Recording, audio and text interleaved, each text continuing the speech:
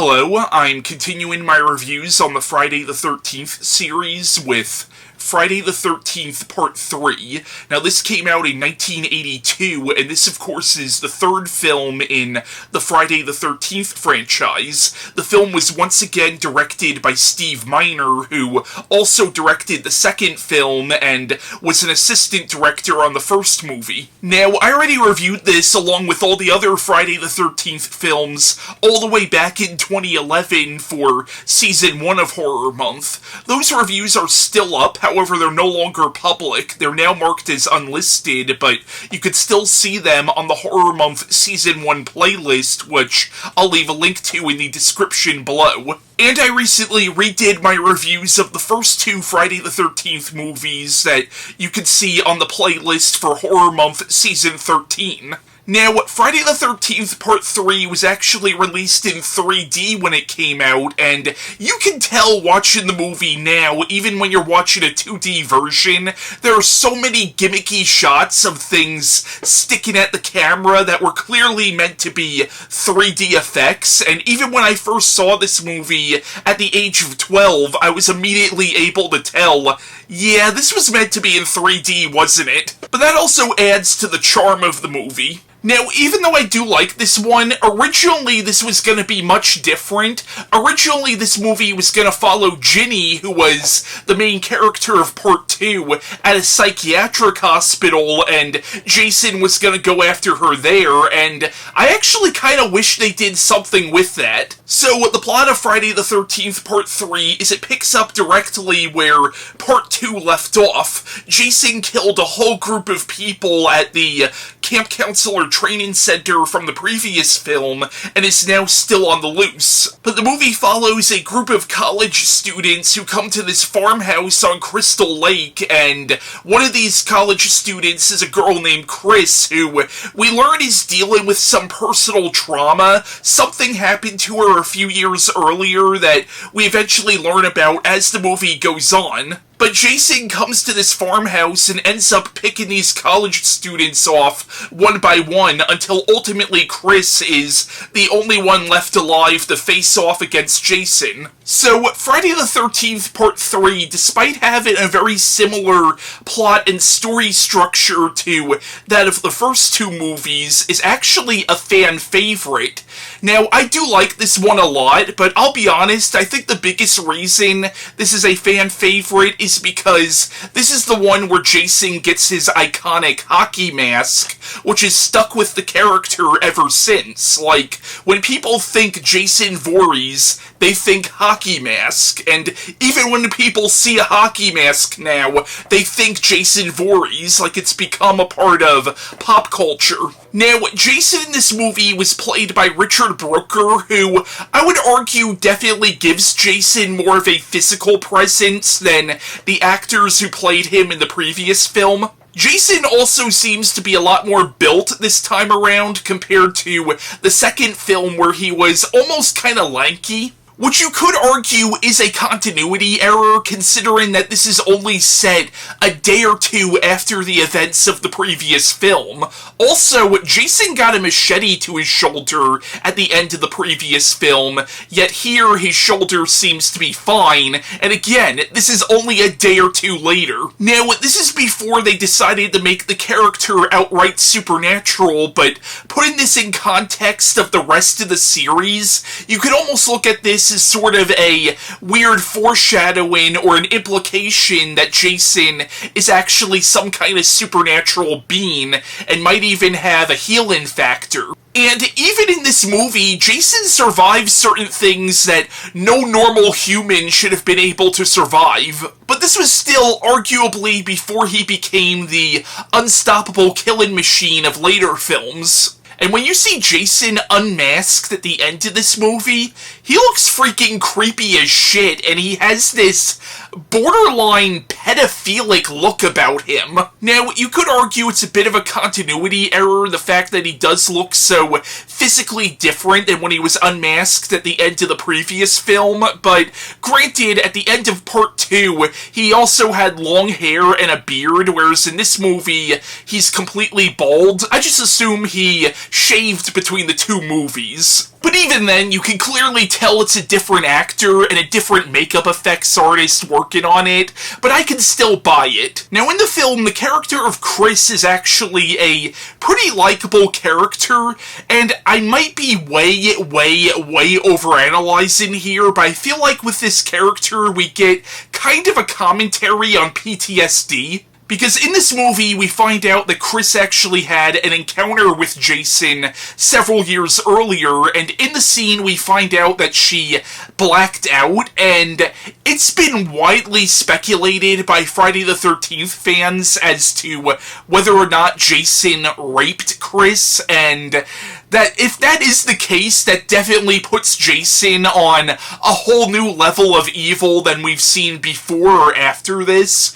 And again, it's more of an implication, or it's more of an interpretation that fans have had. It's not said flat out that Jason actually raped Chris. Again, you could look at this movie as sort of this commentary on PTSD, where Chris is once again facing this monster from her past. Now, the other characters in the movie are definitely silly and cliched, but they're still likable, at least in my opinion. Except for Chris's boyfriend. I've always found Chris's boyfriend to be kind of a jerk. Now, two characters that always stood out to me are this stoner hippie couple, and I find these two characters to be freaking hilarious, and I always like to think that these weren't even friends of the main characters. These were just two random people who decided to stow away with Chris and her friends, because we first see them when Chris thinks her van is on fire, so her and her friends go to the van, and they just see the two characters, like, hotboxing the van. Now, of the main characters, Shelly definitely seems to be the fan favorite. Shelly is sort of a prankster, very similar to the character of Ned from the first movie, or the character of Ted from the second movie, but like Ned, Shelly does kind of cross the line with some of his pranks. But I've always felt kind of sorry for Shelly, because it really does seem like this guy has a lot of social issues, and it almost seems like he might be on the spectrum. And maybe I just read the character that way because I'm kind of on the autism spectrum myself. But one moment in the film where Shelly does become kind of unlikable is there's this girl in the movie who his friends are trying to hook him up with, who kind of rejects him in one scene. She does it in a relatively nice way, but as she leaves the room, or right after she leaves the room, you hear him call her a bitch under his breath. But at the same time, I feel that's kind of realistic, because when you're rejected, emotions are raw, and I'm not saying it's right to lash out like that, but again, for good or bad, it is somewhat believable for a character like Shelly. And now Shelly has become, oddly enough, kind of an important character in Friday the 13th lore, because he's who Jason gets his hockey mask from, because Shelly tries to prank this girl while wearing a hockey mask, and then later Jason kills him and then takes the hockey mask off him. But yeah, Friday the 13th Part 3 is a solid slasher film. It is very formulaic, but formulaic doesn't always mean bad. And if you're a fan of this kind of horror film, it's a fun time. Now, the movie does have some interesting callbacks to the first one. At the end of this movie, there's a dream sequence where, after Chris defeats Jason, she's out on a canoe, and all of a sudden, the ghost of Pamela Voorhees comes out of the lake and pulls her into the water, which is very reminiscent of the final scene from the first movie of the ghost of Jason coming out of the lake and pulling Alice off of the canoe. And it's left sort of ambiguous whether that was a dream or if that really was Pamela's ghost. And if this turned out to be the final film, it wasn't obviously, but if it did, that would have been an interesting, almost full circle moment. Now, before I end this video, I just want to cut to audio of my late friend Chris Mano giving his thoughts on Friday the 13th Part 3. This was taken from the retrospective we did back in 2018. Part 3 is where everything really starts clicking into place, because obviously Jason gets the hockey mask, and the supporting characters really start to shine through, because they're ultimately who you're going to be invested in for most of these movies. I love the what was Shelly? No, not that one. When he kills her with the harpoon. What was that character's name? Oh, that's I forgot her name actually. Yeah, that's a really unique one because that's also the first time he gets a kill while wearing the mask too. So it's almost like a formative moment. That's definitely the one that stands out the most in my mind with this one. And here is Jeremy's thoughts on Friday the 13th Part 3. Friday the 13th Part 3 is a decent sequel. It's the movie in which Jason gets his iconic hockey mask, so that's definitely noteworthy. It's got some good kills and some memorable characters. Shelly, played by Larry Zerner, is memorable, both because he's a big prankster and because he's the one that Jason gets his iconic hockey mask from. I got Larry Zerner's autograph through the mail a while back. The movie starts by showing the ending of Friday the 13th Part 2, which I always enjoy seeing because of Betsy Palmer's cameo appearance. To me, that's definitely a highlight of that movie. It's also nice to see Steve Dash as Jason for those few minutes. I met Steve Dash twice, and he was very nice both times. May Steve Dash rest in peace. I also met Amy Steele, and she was also very nice. I've also met Steve Miner, who directed the film. Anyway, back to Friday the 13th Part 3. Plot concerns a group of people who decide to spend the weekend at Crystal Lake, which of course means that they get picked off one by Jason. We discover that the main character, Chris, had a previous encounter with Jason 2 years prior to the events of the film, which has left her traumatized. This gives her character an extra layer that the other characters lack. The movie has a lot of fake-out jump scares, which get kind of annoying after a while. I also wrote to David Cadams, who played Chuck a while back, and he answered my questions and sent a signed picture. He told me that for his death scene, they did a severely burned makeup look for him, but that it ultimately wasn't used. Richard Brooker plays Jason in this film and does a decent job. Something I've noticed is that the look of Jason's deformed face changes from film to film. It's never consistent. In this movie, for some reason, the look of his deformed face reminds me of a pig. I think it's the nose that does it. Anyway, I'll wrap up here. This isn't my favorite entry in the series, but it's a decent enough sequel. I recommend giving it a watch. Here are John's thoughts on Friday the 13th Part 3. Here are my thoughts on Friday the 13th Part 3. It was cool to see Jason finally wear his famous signature hockey mask for the first time in the series. When I did a little research on this movie, it seems like back in the 80s with horror franchises, around this time when it came to the third movie, they were coming out in 3D. This was the only Friday movie to be shot in 3D. I guess they really wanted to make 3D popular for fans and see how audiences would react to 3D movies. On the Blu-ray disc, you have the option to watch this movie in 3D or 2D, but sadly it did not come with 3D glasses, and I'm not sure why that is.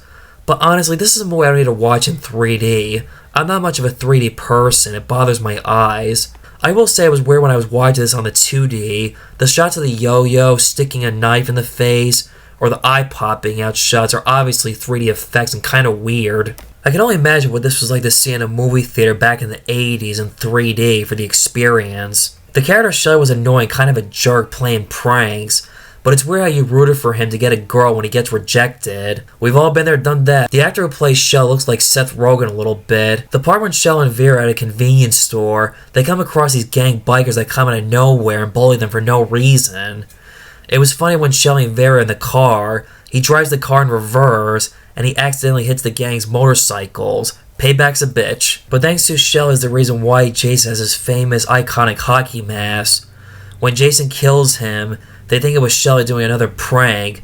Because Jason slit his throat, Shelly could not speak, and it was too late to save Shelly. Richard Brooker's a good Jason. He doesn't get enough attention or talk about his performance as Jason Voorhees. It seems like Jason grew more than the last movie. He looks a little bit like the Incredible Hulk. Once again, they make another reference to Psycho when the girl's in the shower after having sex on a hammock. I thought it was kind of funny how the couple managed to try to figure out how could they still have sex on a hammock. After the sex, the boy was about to get beer for his girlfriend, just like in Halloween. This movie takes place one day after Part 2. I wish they had brought back Jeannie from Part 2. I read they originally wanted to bring back Jeannie facing off against Jason Voorhees and facing her fears, but this original story idea was scrapped because Amy Steele decided not to reprise the role as Jeannie again for this movie for whatever reason.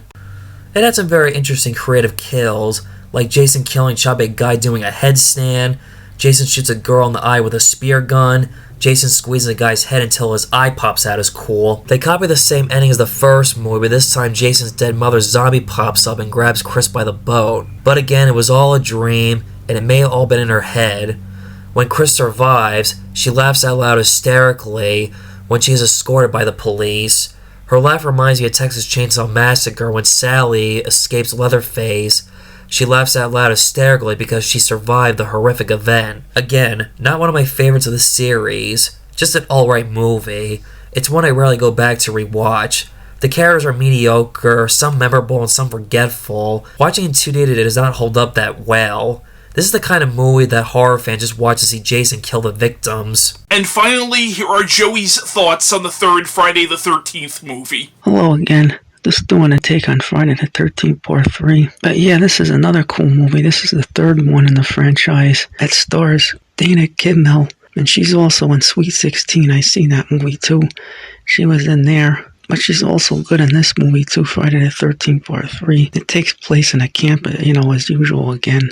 This one's also in 3D. I've seen this in 3D a lot, and it's really, really cool. It's like coming out of the screen. This movie I recommend too, if you haven't seen or even if you've seen it. It's the kind you can watch a lot. But I recommend to see this movie. But yeah, it's also in 3D, so if you get 3D glasses, or actually if you buy it in the store, the DVD or the Blu-ray, they have the glasses that come with it. But if not, if you have a pair, you can actually see it in 3D. It's really cool. It's like coming out of the screen, movie screen with surround sound, so it's really cool. It's like, But yeah, I have that too, like a movie screen with surround sound. So a lot of times I watch these B movies, and it's like you're in a theater. It's really cool too. It's awesome. I recommend this movie. Like I say, if you've seen it, or even if you hadn't seen it, it's like, or even if you've seen it, it's the kind you could see a lot. And the effects are cool too when it's in 3D because, with the glasses, it looks like Jason's arms and they're coming out of the screen, and even even the axe handle. And there's a lot of other scenes that are really cool too. It's awesome in 3D. But I hope everybody has a good day too. So yeah, I hope you enjoyed that, and that was my review of Friday the 13th Part 3, and my next movie review will be on Friday the 13th, the final chapter.